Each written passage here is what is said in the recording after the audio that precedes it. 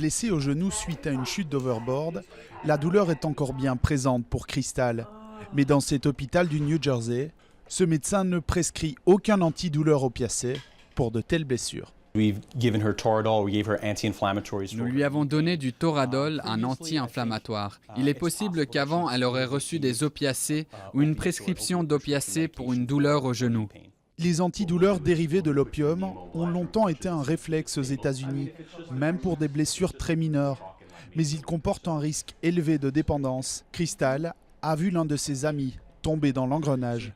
Ils ont été blessés dans un accident de voiture. Ils ont reçu une ordonnance, ils sont devenus accros. Ils ont fini par prendre de l'héroïne et ils sont morts.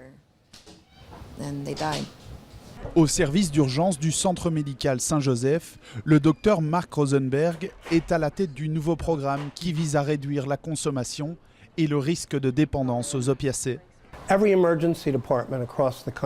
Tous les services d'urgence des États-Unis, y compris celui-ci, ont observé une augmentation importante de la dépendance aux opioïdes et d'overdose aux opioïdes et à l'héroïne. C'est là que le programme Alto intervient. Nous cherchons des alternatives qui soulagent la douleur du patient sans le risque de dépendance aux opioïdes. Les opioïdes sont encore utilisés dans les cas les plus graves, mais l'utilisation est en baisse de 40%. En plus des antidouleurs sans opiacés, les médecins peuvent prescrire du gaz hilarant et même une thérapie par la musique pour réduire la douleur. Eric Jacobson connaît bien les dangers liés à un abus d'opioïdes.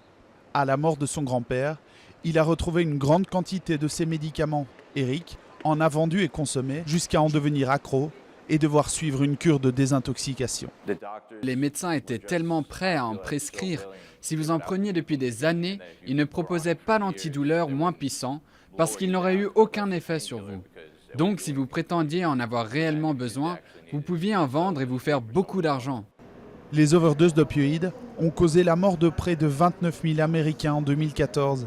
Cette année, le chanteur Prince est la victime la plus célèbre de cette substance.